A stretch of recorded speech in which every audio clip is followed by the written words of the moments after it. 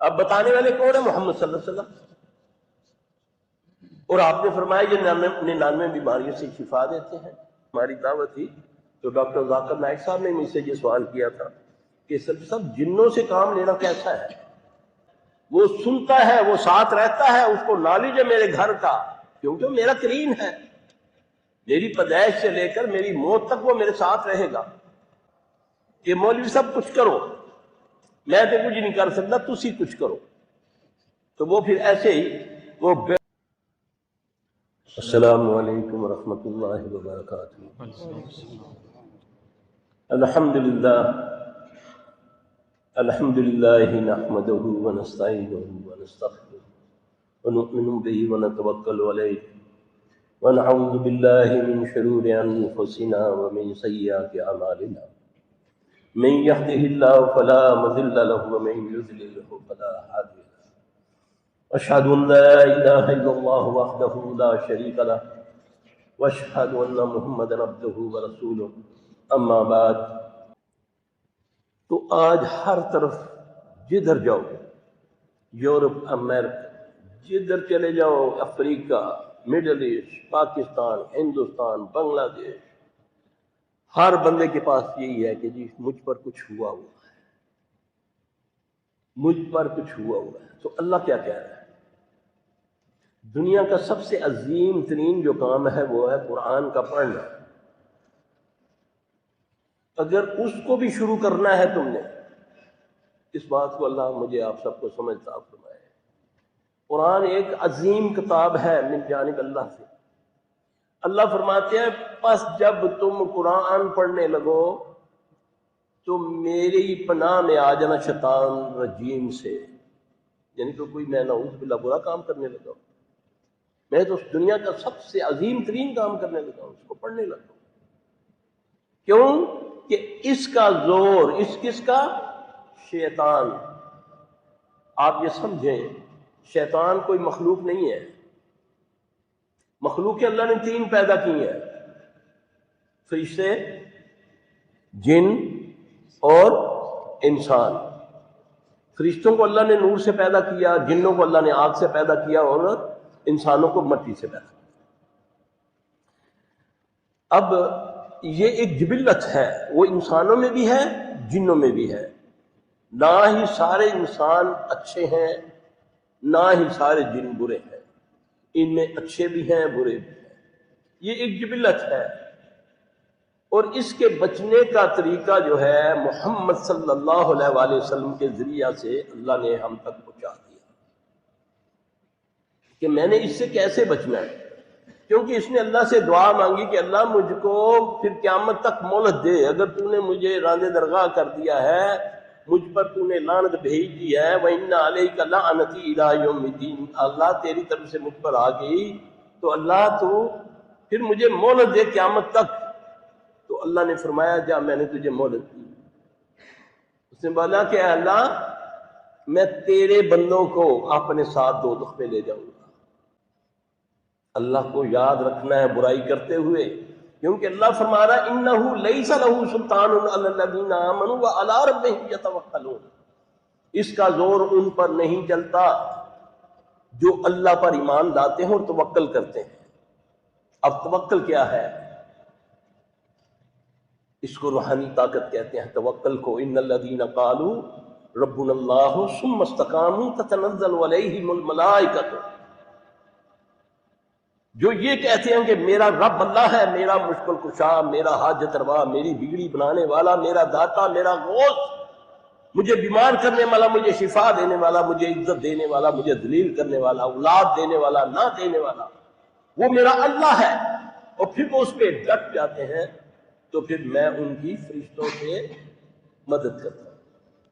اب جو شکیل بھائی کہہ رہے تھے نا کہ بعض لوگ جنات سے کام کرتے ہیں، یہ الحمدللہ ثم الحمدللہ میں شرح صدر سے کہتا ہوں کیونکہ میں ایک بڑے تجربے سے گزرا ہوں. اس میں نے جو تجربہ یہ دیکھا، مجھے بلکہ ایک دفعہ ہم کسی جگہ ہماری دعوت تھی تو ڈاکٹر ذاکر نائک صاحب نے مجھ سے یہ سوال کیا تھا کہ سب جنوں سے کام لینا کیسا ہے؟ تو میں نے انہیں یہ کہا کہ مجھے نہیں پتا کہ علماء کی اس کے بارے میں کیا رائے ہے، کیونکہ میں اس فیلڈ میں ہوں، تو میں نے جو اس میں دیکھا ہے کہ جنوں سے کام لینا میں سمجھتا ہوں وہ صحیح نہیں ہے، حرام ہے۔ کہنے لگے اس کی دلیل آپ کے پاس؟ میں نے بولا کہ نبی علیہ السلام صلی اللہ علیہ وسلم جنوں کے بھی رسول ہیں، نبی ہیں، انسانوں کے بھی ہیں۔ مجھے کوئی ایک حدیث بتا دے کہ جس میں نبی علیہ السلام صلی اللہ علیہ وسلم کسی جن سے کام لیا ہو، کسی ایک جن سے کوئی بھی کام لیا ہو۔ حالانکہ جن آپ کے پاس آتے بھی تھے، آپ ان کے پاس بھی جاتے تھے، ان میں فیصلے بھی فرماتے تھے، ان کی غذاؤں کا بھی آپ فیصلہ کرتے تھے، ہمیں ان کے بارے میں آگاہ بھی کرتے تھے۔ جب آدمی جنات کے ذریعے کام کرتا ہے یا کرواتا ہے، وہ سب سے پہلے اللہ سے دور ہو جاتا ہے۔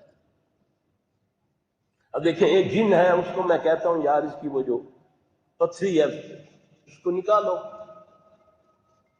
وہ جا سکتا ہے انسان کے اندر؟ دلیل ہے، نبی صلی اللہ علیہ وسلم نے فرمایا یہ اس طرح دوڑتا ہے جیسے خون گردش کرتا ہے۔ شیطان انسان کے اندر اس طرح دوڑتا ہے جیسے خون گردش۔ دوسری دلیل کہ آپ نے فرمایا جو استحاضہ ہے، حیضہ کے لیے تو ممانعت ہے نماز کی، لیکن استحاضہ کے لیے اس کو اجازت ہے کہ وہ نماز پڑھے۔ کیوں کہ شیطان نے اس کے رحم میں ٹھوکر مار کے اس کو زخمی کر دیا، اس سے اس کی جو بلیڈنگ نہیں رکتی تو وہ نماز پڑھے گی۔ سب سے پہلا وار یہ کیا کرے گا عورت کے اوپر؟ اگر وہ نمازی پرہیزگار ہے، اس کے رحم میں ٹھوکر مارے گا تاکہ اس کی ایام ختم ہی نہ ہو، اور لوگ بیچارے اپنی اس میں لا علمی کی وجہ سے مہینوں کیا سالوں نماز نہیں پڑھتے۔ تو اللہ تبارک و تعالیٰ نے ایک ایک چیز اس سے بچنے کی رہنمائی رسول اللہ صلی اللہ علیہ وسلم سے ہمارے تک پہنچا دی۔ اب نبی صلی اللہ علیہ وسلم نے جو دعائیں بتائی ہیں، ہر دعا میں شیطان سے بچنے کا ہے۔ خود آپ صلی اللہ علیہ وسلم پڑھتے ہیں دعائیں بتاتے ہیں امت کو۔ کسی کو کوئی تکلیف ہوتی ہے، کوئی رزق کے معاملے میں، کوئی معاملے میں، وہ آ کے نبی صلی اللہ علیہ وسلم سے پوچھتے ہیں، آپ ان کو بتاتے ہیں، دعائیں بتاتے ہیں۔ ایک صحابی آگے عرض کرتا ہے، یا رسول اللہ صلی اللہ علیہ وسلم کچھ دنوں سے آپ کے بارے میں، اللہ کے بارے میں، دین کے بارے میں میرے دل میں بڑے گندے خیال آنا شروع ہو گئے۔ اب اللہ کے نبی صلی اللہ علیہ وسلم اس کو علاج بتا رہے ہیں، نہ تعویذ، نہ دھاگا، نہ کوئی مزار، نہ کوئی دھمال۔ نبی صلی اللہ علیہ وسلم نے فرمایا کہ تو یہ پڑھ، آمنت باللہ ورسولہ هو الاول والآخر والظاہر والباطن وهو بكل شیء علیم۔ یہ رسول اللہ صلی اللہ علیہ وسلم نے علاج بتایا، اور بہت سارے ایسے لوگ ہیں جو بیچارے اس بیماری میں مبتلا ہونے کے بعد خودکشی تک کر لیتے ہیں کہ میرے دل میں اللہ کے بارے میں، نبی کے بارے میں برے خیالات ہیں۔ اب نبی صلی اللہ علیہ وسلم نے اس کا علاج بتا دیا امت کو قیامت تک کے لیے۔ اب میری اس میں غلطی ہے کہ میں نے اس میں نہ جھانکا۔ اب میں پیشہ وروں کے پاس گھومتا ہوں کیونکہ میں عادی ہو چکا ہوں شارٹ کٹ کا، کہ مولوی صاحب کچھ کرو، میں تو کچھ نہیں کر سکتا، تسی کچھ کرو۔ تو وہ پھر ایسے ہی وہ بیڑا غرق کر دیتے ہیں انسانوں کا، حساب لگا دیتے ہیں، جھوٹ موٹ میں کہہ دیتے ہیں تیرے فلاں نے تجھ پر جادو کیا ہوا ہے، فلاں نے یہ کیا ہوا ہے۔ شیطان سن رہا ہوتا ہے، کیونکہ ہر انسان کے ساتھ ایک شیطان موجود ہے، وہ سنتا ہے، وہ ساتھ رہتا ہے، اس کو نالج ہے میرے گھر کا، کیونکہ وہ میرا کریم ہے، میری پیدائش سے لے کر میری موت تک وہ میرے ساتھ رہے گا۔ اس کو پتہ ہے کہ میرے گھر میں کیا ہوتا ہے، کس سے دوستی ہے، کس سے دشمنی ہے۔ اب وہ اس بدبخت نے اس کو جھوٹا کہہ دیا کہ تجھ پر تیری پھپھی نے جادو کیا ہوا۔ اب وہ پھپھی کے روپ میں رات کو خوابوں میں آنا شروع ہو جائے گا، کہیں وہ کیل ٹھوک رہی ہے، کہیں وہ پانی چھڑک رہی ہے، اب قتل ہو جاتے ہیں آپس میں، لڑائیاں ہو جاتی ہیں۔ حالانکہ اسلام کے اندر 3 چیزوں میں جھوٹ بولنا جائز ہے۔ ایک، کسی کی صلح کرانے میں جھوٹ بولا جا سکتا ہے، ایک جنگ میں جھوٹ بولا جا سکتا ہے، شوہر اپنی بیوی سے جھوٹ بول سکتا ہے کہ حد تک، لیکن یہاں پر جھوٹ بول کے خاندانوں میں عداوت کی ڈالی جاتی ہے، دلوں میں بغض ڈالا جاتا ہے۔ اصل چیز کیا ہے اللہ فرماتے ہیں کہ یہ کیا کرتے ہیں، جب وَإِمَّا يَنزَغَنَّكَ مِنَ الشَّيْطَانِ نَزْغٌ فَاسْتَعِذْ بِاللَّهِ إِنَّهُ وَهُوَ السَّمِيعُ الْعَلِيمُ۔ جب میرے بندوں کو شیطان چوکا لگاتا ہے، تکلیف پہنچاتا ہے، وہ جن ہے یا انسان ہے، تو وہ کیا کرتے ہیں، وہ اللہ کی پناہ میں آتے ہیں۔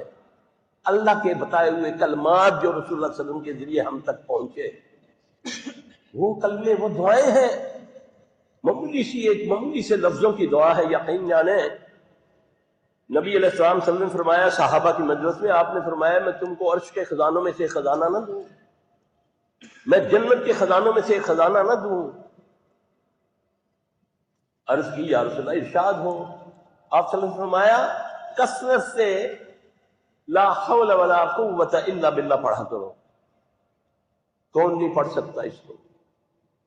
کثرت سے اس کو پڑھا کرو، اللہ اس کے پڑھنے سے 99 بیماریوں سے شفا دیتے ہیں، جس میں سب سے کم درجے کی بیماری غم و فکر ہے۔ اب مجھے بتائیں کہ انسان کے لیے سب سے بڑی بیماری کون سی ہے؟ غم و فکر ہے۔ وہ لفظ کیا ہے؟ اب اس کی تلبیس دیکھیں لعنتی کی، شیطان ملعون نے ان لفظوں کو ڈی کوڈ کی، ان کو ڈی ویلیو کرنے کے لیے لا حول ولا قوت کو ایز اے لطیفوں میں، گانوں میں اس کو اتنا پھیلا دیا کہ ہم اس کو ایز اے مذاق استعمال کرتے ہیں ہر بات پہ، کیونکہ اس کی افادیت ختم ہو جائے۔ اب بتانے والے کون ہیں؟ محمد صلی اللہ علیہ وسلم۔ اور آپ نے فرمایا یہ 99 بیماریوں سے شفا دیتے ہیں، اور جس میں سب سے کم درجے کی بیماری غم و فکر ہے۔ اب محمد صلی اللہ علیہ وسلم کی یہ بات کیسے غلط ہو سکتی ہے؟ میرے ایک ٹی وی پروگرام میں وہ اینکر مجھے دوسرے پروگرام میں کہنے لگی کہ سلفی صاحب میری ایک سہیلی ہے کراچی میں، بہت بڑی، وہ کرسچن ہے، تو وہ میرے پروگرام میں اس نے سنا لا حول ولا قوت الا باللہ، جب اس نے کہتی میں نے اس کو یاد کر لیا، وہ کرسچن ہے، کہتی ہے میں نے اس کو پڑھنا شروع کیا، میرے سارے کام، سارے مسئلے حل ہو گئے۔ اصل مسئلہ ہے اللہ کہتا ہے بندے میں تیرے گمان کے مطابق، میرا گمان اللہ پر بہت کمزور ہو گیا، میں شارٹ کٹ چاہتا ہوں، تسی کچھ کرو۔ پھر ایسے لوگوں کے سپرد اللہ نے کر دیا جو پھو پھو پھو کرتے ہیں، پتہ نہیں کیا کیا کرتے ہیں۔ اس سے کیا ہوتا ہے؟ کچھ بھی نہیں ہوتا۔